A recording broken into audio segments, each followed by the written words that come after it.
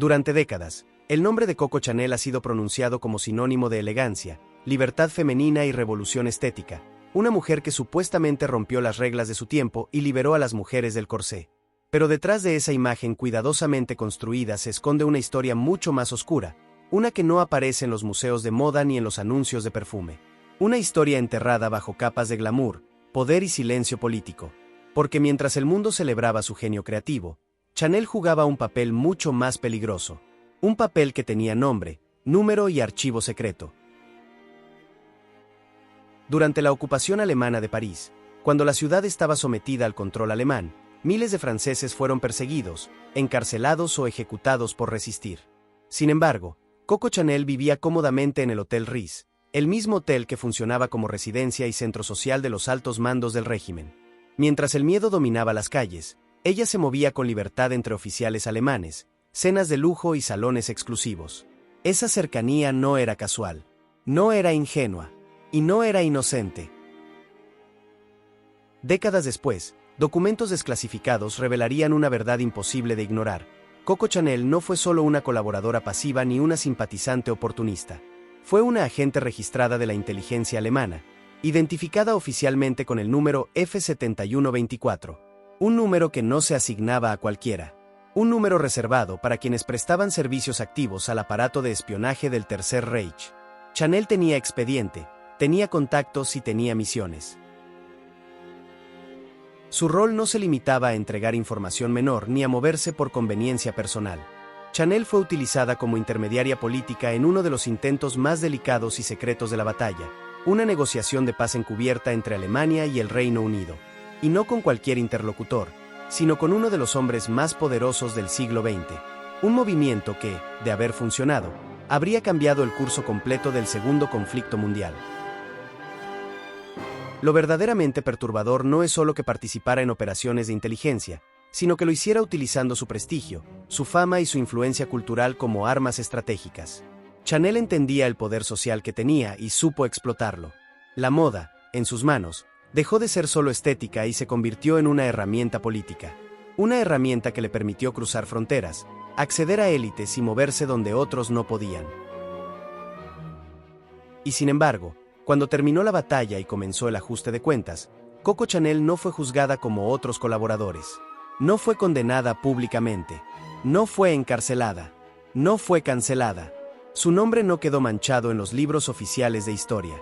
Al contrario, regresó años después como una leyenda rehabilitada, aplaudida y celebrada por la industria que decidió mirar hacia otro lado.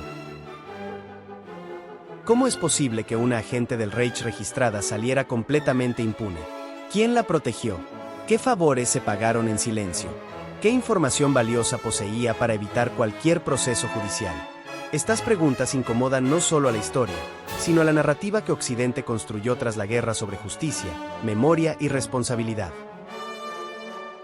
El caso de Coco Chanel no es solo una historia de espionaje, es un ejemplo brutal de cómo el poder cultural puede borrar crímenes, suavizar colaboraciones y reescribir biografías. No todos los culpables usaron uniforme militar. Algunos usaron perfume, vestidos de alta costura y sonrisas calculadas. Mientras millones pagaron con su vida, otros negociaron desde salones de lujo. Chanel pertenecía a ese segundo grupo. Y su historia demuestra que el régimen no solo se sostuvo con armas y soldados, sino también con artistas, empresarios e íconos culturales dispuestos a colaborar. Esta no es una historia de moda, es una historia de espionaje, poder e impunidad. Esta es la historia de Coco Chanel, la espía del Reich número F7124. Cuando pensamos en la ocupación alemana de París, la imagen que suele venir a la mente es la de soldados marchando por los Campos Elíseos, banderas con símbolos alemanes ondeando en edificios históricos y una ciudad sometida por la fuerza militar. Sin embargo, existe otra cara mucho menos visible de esa ocupación, la de los salones de lujo, los hoteles 5 estrellas y las élites culturales que no solo sobrevivieron al régimen, sino que prosperaron dentro de él. En ese mundo de privilegios intactos, la moda no se detuvo, el champán siguió fluyendo y los acuerdos se cerraban lejos del frente de batalla. La moda, lejos de ser un terreno neutral, se convirtió en una herramienta de poder blando durante la batalla. Diseñadores, artistas, Empresarios y figuras influyentes comprendieron que su estatus social podía servir como moneda de cambio. No todos colaboraron por ideología, muchos lo hicieron por conveniencia, ambición o simple instinto de supervivencia. Pero esa colaboración tuvo consecuencias profundas. Al normalizar la presencia del Reich en los círculos culturales, ayudaron a blanquear la ocupación y a suavizar su imagen ante sectores clave de la sociedad. París, incluso bajo ocupación, siguió siendo la capital simbólica del lujo europeo. Los oficiales alemanes no solo querían controlar la ciudad, querían habitarla, disfrutarla y legitimarse a través de ella. Por eso frecuentaban restaurantes exclusivos, asistían a eventos privados y se rodeaban de figuras emblemáticas de la cultura francesa. En ese contexto, la cercanía entre el poder alemán y las élites locales no fue una anomalía, fue una estrategia cuidadosamente tolerada. Mientras miles de ciudadanos enfrentaban racionamiento, deportaciones y ejecuciones, ciertos sectores vivían en una burbuja de privilegio casi intacta. El Hotel Ritz, por ejemplo, no solo funcionó como alojamiento de lujo, sino como centro informal de reuniones entre oficiales del régimen, diplomáticos y figuras influyentes. Allí se cruzaban información, favores y lealtades ambiguas. Y allí, también, residía una de las mujeres más famosas de Francia, protegida por su nombre, su estatus y sus contactos. La ocupación no fue sostenida únicamente por la fuerza militar, sino por una red de colaboraciones silenciosas que permitieron al régimen operar con mayor eficacia. Intelectuales, empresarios y figuras públicas desempeñaron roles clave, ya fuera facilitando contactos, legitimando la presencia alemana o beneficiándose directamente del nuevo orden impuesto. La línea entre supervivencia y complicidad se volvió difusa, y muchos eligieron cruzarla sin mirar atrás. La historia oficial posterior a la batalla se encargó de simplificar estos matices. Se construyó una narrativa clara de héroes y villanos, de resistencia y opresión, dejando fuera a quienes no encajaban cómodamente en ninguno de esos extremos.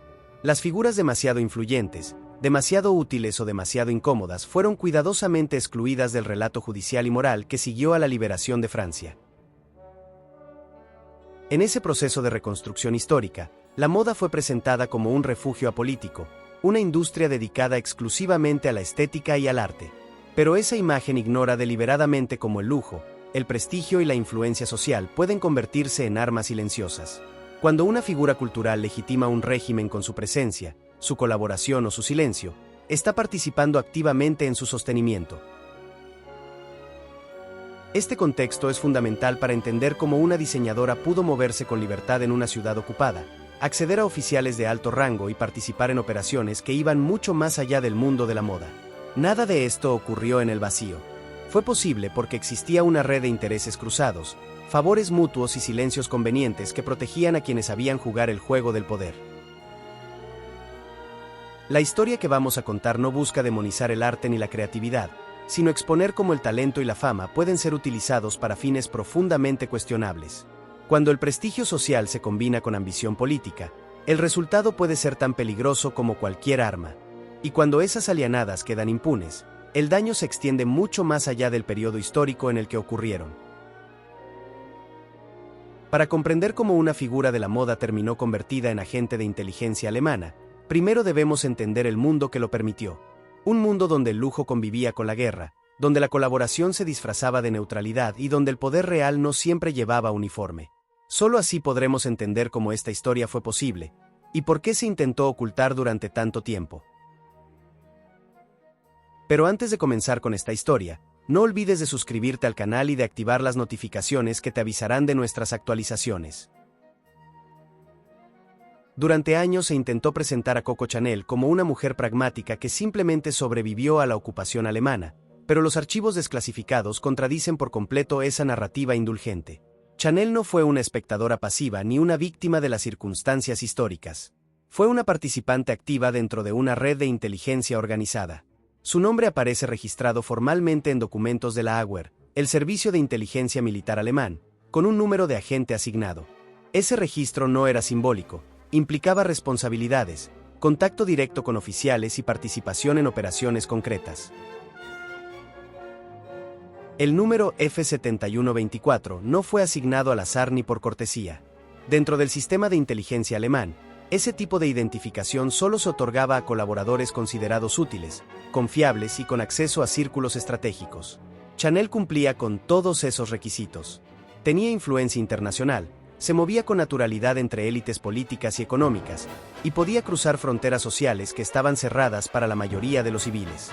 Su fama no era un adorno, era una herramienta operativa. Uno de los factores clave en su reclutamiento fue su relación íntima con Hans-Günther von Dinklage, un oficial de inteligencia alemán con amplias conexiones dentro del aparato del Reich. Lejos de ser una relación superficial, Dinklage actuó como su enlace directo con la inteligencia alemana, facilitando su incorporación formal a las operaciones de espionaje. Chanel no solo aceptó esa cercanía, la utilizó para consolidar su posición y garantizar protección dentro del régimen ocupante. Chanel no fue obligada ni coaccionada. Su incorporación fue voluntaria y estratégica. Ella entendía perfectamente el alcance de sus acciones y el valor que representaba para los alemanes. Mientras otros franceses perdían propiedades, libertad o la vida, ella conservaba privilegios excepcionales. Vivía en el Hotel Ritz, circulaba sin restricciones y mantenía intactas sus redes de influencia. Esa libertad tenía un precio, y Chanel estaba dispuesta a pagarlo. Su papel dentro de la inteligencia del régimen no consistía en misiones de campo ni en acciones brutales, sino en algo igual de importante: intermediación social y política. Chanel servía como enlace entre oficiales alemanes y figuras influyentes extranjeras, utilizando su imagen de diseñadora política para abrir puertas que de otro modo permanecerían cerradas. En el mundo del espionaje, la información y el acceso valen tanto como las armas, y Chanel ofrecía ambos. Los documentos revelan que participó en la llamada Operación Modellud, una misión secreta destinada a establecer contactos diplomáticos indirectos con el Reino Unido. Chanel fue elegida precisamente porque no levantaba sospechas.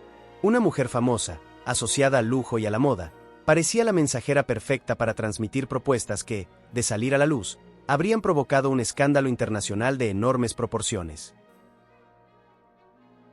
Este tipo de operaciones requerían discreción absoluta y una lealtad comprobada. Chanel no solo cumplió con esas condiciones, sino que se benefició personalmente de su colaboración. Su estatus fue protegido, sus movimientos fueron tolerados y su pasado fue cuidadosamente resguardado por quienes tenían interés en que ciertas verdades no salieran a la luz tras el final de la batalla. Es importante subrayar que nada de esto fue improvisado. Chanel no actuó por ignorancia ni por ingenuidad política. Tenía opiniones antisemitas documentadas, resentimientos personales y ambiciones económicas claras. Su colaboración con el régimen no fue un accidente histórico, fue una decisión consciente alineada con sus intereses personales y su visión del mundo. Mientras otros colaboradores fueron señalados públicamente, juzgados o ejecutados tras la liberación de Francia, Chanel logró desaparecer del foco sin mayores consecuencias. Su expediente fue minimizado, relativizado o directamente ignorado durante décadas. La pregunta ya no es si colaboró, sino por qué se decidió protegerla cuando tantos otros no corrieron la misma suerte. La agente F-7124 no es una invención moderna ni una teoría conspirativa. Es un hecho respaldado por archivos oficiales. Un recordatorio incómodo de que el régimen no solo reclutó soldados, sino también iconos culturales dispuestos a poner su prestigio al servicio del poder más oscuro del siglo XX. A medida que la batalla avanzaba y el destino del Tercer Reich comenzaba a volverse incierto, los altos mandos alemanes exploraron vías alternativas para asegurar su supervivencia política. Una de esas rutas fue la diplomacia secreta, una red de contactos paralelos diseñada para negociar una paz separada con el Reino Unido, debilitando así la alianza con Estados Unidos y la Unión Soviética. Estas negociaciones no podían hacerse de manera oficial, necesitaban intermediarios discretos, figuras que no levantaran sospechas y que pudieran moverse entre países sin generar alarma. En ese tablero, Coco Chanel resultaba una pieza perfecta. La operación fue bautizada como Operación Modellud, un plan de alto riesgo que buscaba utilizar relaciones personales previas para abrir una puerta política que oficialmente estaba cerrada. Chanel no fue elegida por casualidad. Antes del conflicto, había tenido contacto directo con Winston Churchill, una relación social que los servicios de inteligencia alemán consideraron explotable. La lógica era simple y brutal. Si alguien podía hacer llegar un mensaje sin levantar sospechas, era una mujer famosa, aparentemente ajena a la política, revestida de prestigio internacional. El plan consistía en que Chanel actuara como mensajera indirecta, transmitiendo una propuesta de paz que beneficiaría a Alemania a cambio de frenar la guerra en el frente occidental. Esta propuesta buscaba preservar parte del poder del Reich bajo un nuevo equilibrio geopolítico, evitando una derrota total. No se trataba de un gesto humanitario ni de un intento de poner fin al sufrimiento, sino de una jugada estratégica para salvar a la élite del régimen cuando la derrota comenzaba a vislumbrarse. Chanel aceptó participar en esta misión con plena conciencia de lo que implicaba. Sabía que estaba actuando como intermediaria de un régimen criminal y que cualquier filtración podría costarle la vida. Aún así, continuó adelante. Su estatus le permitía viajar, comunicarse y moverse con una libertad que resultaba impensable para la mayoría de los europeos en plena batalla. Esa movilidad no era un privilegio inocente, era una herramienta al servicio de una operación política encubierta. Los documentos históricos indican que Chanel viajó a Madrid como parte de esta operación, aprovechando la neutralidad española para establecer contactos y transmitir mensajes sin pasar directamente por los canales oficiales. Madrid se convirtió en un punto clave para el espionaje europeo durante el conflicto, un lugar donde diplomáticos, agentes y oportunistas se cruzaban bajo la apariencia de normalidad. Chanel se movía en ese entorno con la soltura de quien entiende las reglas del juego. La propuesta nunca llegó a concretarse de manera efectiva. Churchill, consciente de los riesgos políticos y morales de cualquier negociación secreta con el régimen, no dio curso a la iniciativa. Sin embargo, el simple hecho de que esta operación existiera demuestra hasta qué punto el régimen alemán estaba dispuesto a utilizar cualquier recurso disponible, incluso figuras culturales aparentemente apolíticas, para intentar cambiar el curso de la guerra. Para Chanel, el fracaso de la operación no significó castigo ni represalias. Al contrario, su participación quedó enterrada bajo capas de secretismo y ambigüedad. El espionaje, por definición, opera en las sombras, y muchos de sus actores logran desaparecer sin dejar rastro cuando las circunstancias cambian. Chanel supo aprovechar ese terreno gris, donde la negación plausible y el silencio estratégico son tan valiosos como la información misma. Esta operación revela una verdad incómoda. El conflicto no se libró únicamente en trincheras y campos de batalla, sino también en salones de lujo, habitaciones de hotel y conversaciones privadas entre personas influyentes. La participación de Chanel demuestra que la moda, el prestigio social y la fama podían convertirse en armas diplomáticas al servicio de intereses oscuros. Durante años, esta parte de la historia fue minimizada o tratada como una anécdota irrelevante. Sin embargo, vista en su contexto real, la Operación Modellute expone hasta qué punto algunas figuras privilegiadas estuvieron dispuestas a colaborar activamente con el régimen cuando el equilibrio de poder comenzó a inclinarse en su contra. El intento de negociar una paz secreta no solo fue un acto de desesperación política, sino una muestra de cómo el poder cultural puede ser instrumentalizado en momentos críticos. Chanel no fue una espectadora de esta maniobra. Fue una participante consciente en uno de los episodios más delicados y ocultos del Segundo Conflicto Mundial. Más allá del espionaje y las operaciones políticas, la colaboración de Coco Chanel con el Reich tuvo una dimensión aún más incómoda: el beneficio económico directo. Mientras millones de personas eran perseguidas, despojadas de sus bienes o deportadas, Chanel vio en la ocupación alemana una oportunidad para resolver viejos resentimientos personales y asegurar ventajas financieras. La batalla no solo le ofreció protección política, también le abrió la puerta a maniobras legales que en tiempos normales habrían sido impensables. Uno de los episodios más reveladores fue su intento de apropiarse del control total del perfume Chanel número 5, utilizando las leyes antisemitas impuestas por el régimen en Francia. Los hermanos Berkheimer, socios mayoritarios del perfume y de origen judío, habían huido del país para evitar la persecución.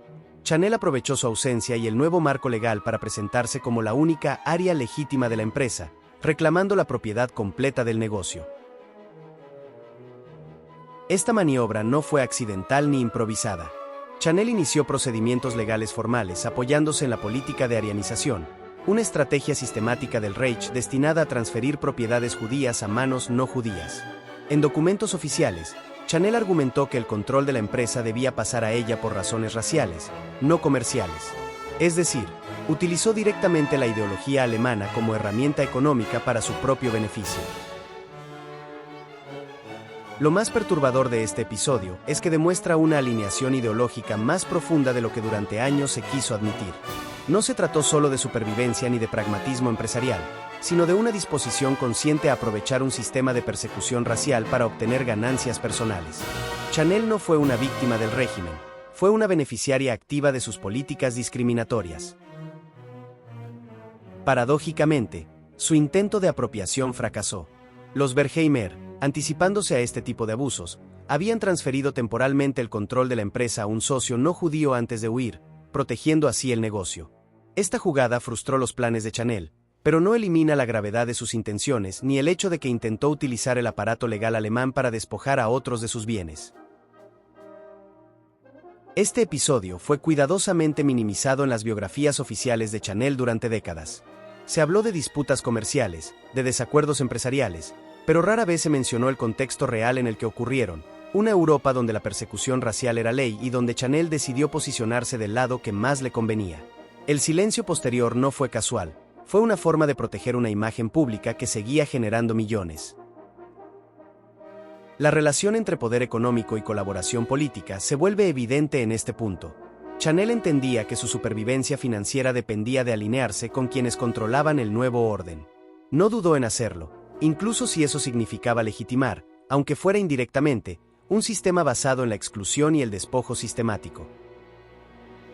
Este comportamiento no fue exclusivo de Chanel, pero su caso resulta especialmente simbólico por el contraste entre su imagen pública de independencia femenina y la realidad de sus acciones durante la batalla. Mientras promovía una estética de liberación, participaba en un sistema que negaba derechos básicos a millones de personas. Esa contradicción es una de las razones por las que su historia sigue siendo tan incómoda. Tras el conflicto, este capítulo fue enterrado bajo capas de glamour y éxito comercial. El relato dominante prefirió centrarse en su genio creativo y en su regreso triunfal a la moda, dejando fuera cualquier mención a las ventajas económicas obtenidas, o intentadas, durante la ocupación. La memoria histórica, una vez más, fue selectiva. El caso de Chanel demuestra que la colaboración no siempre adopta la forma de espionaje o traición explícita. A veces se manifiesta en decisiones empresariales, en silencios convenientes y en la disposición a beneficiarse de un sistema injusto. Ese oportunismo económico es una forma de complicidad que rara vez se juzga, pero cuyo impacto moral es profundo y duradero. Cuando París fue liberado y comenzó el proceso de depuración contra colaboradores del régimen, miles de personas fueron detenidas, juzgadas públicamente y, en muchos casos, ejecutadas o encarceladas. El ambiente estaba cargado de sed de justicia y venganza. Sin embargo, en medio de ese caos judicial, algunos nombres desaparecieron misteriosamente de las listas de acusados. Uno de esos nombres fue el de Coco Chanel. A pesar de los archivos, los testimonios y los indicios acumulados, su caso nunca avanzó más allá de interrogatorios superficiales. Chanel fue detenida brevemente tras la liberación, pero su estancia bajo custodia fue corta y discreta. No hubo juicio público, no hubo cargos formales y no hubo condena.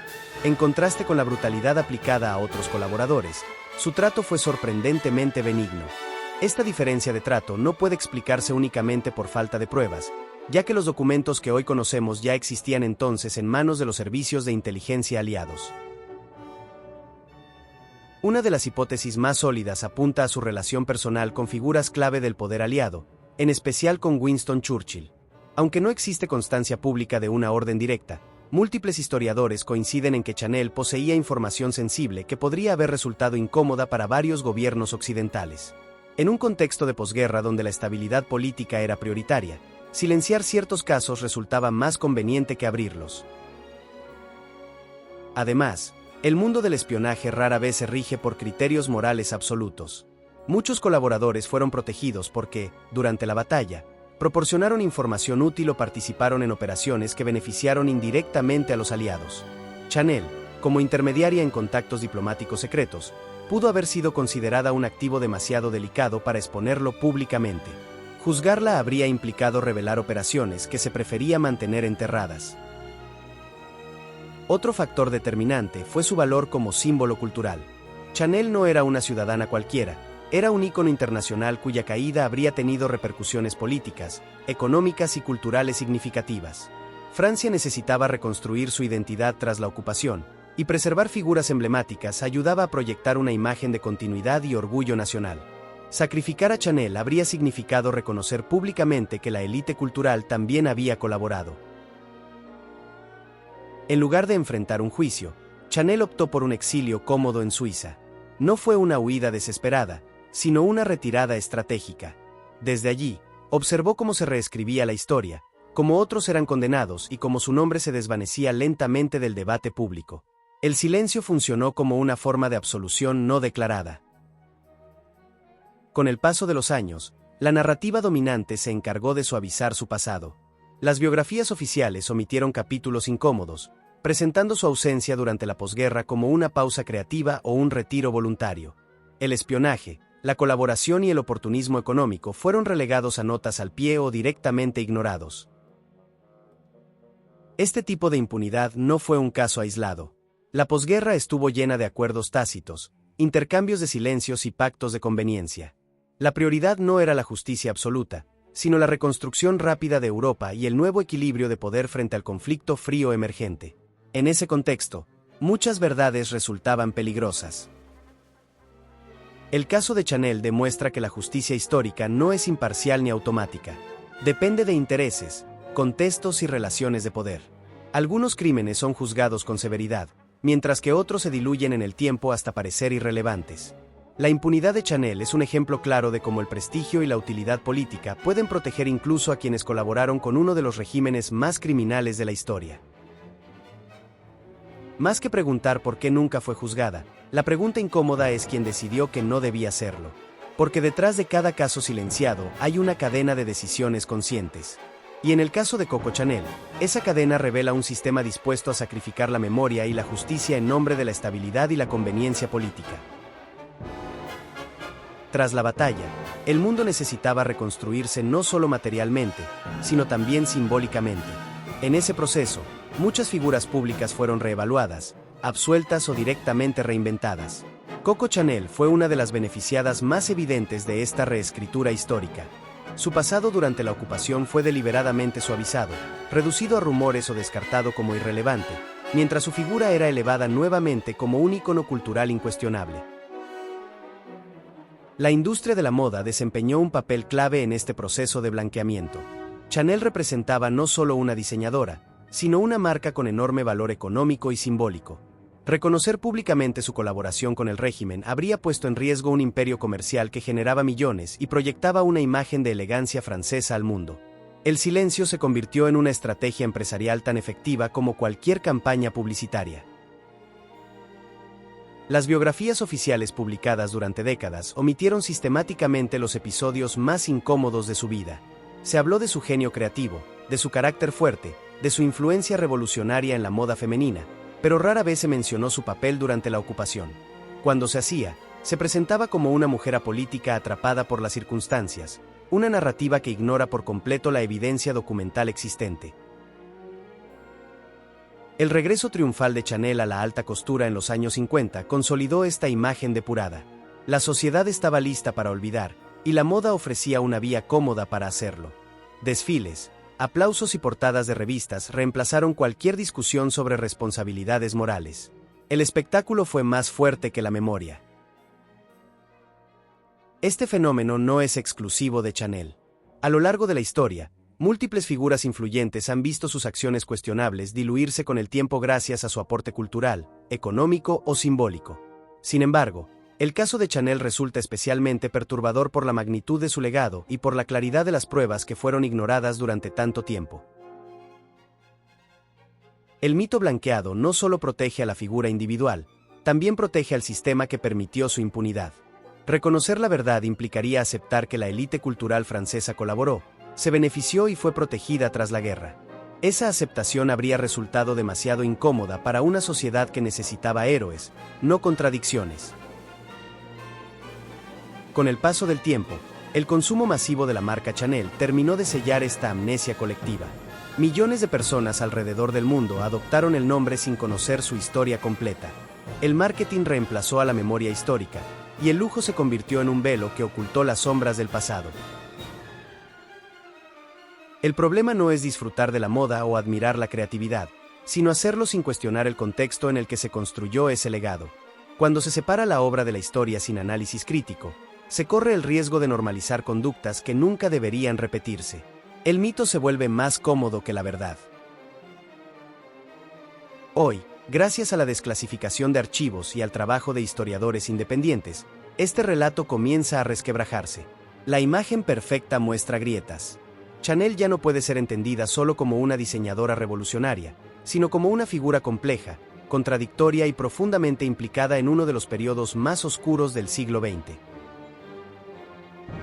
El mito blanqueado de Coco Chanel nos obliga a preguntarnos cuántas otras historias han sido maquilladas por el tiempo, el poder y el dinero.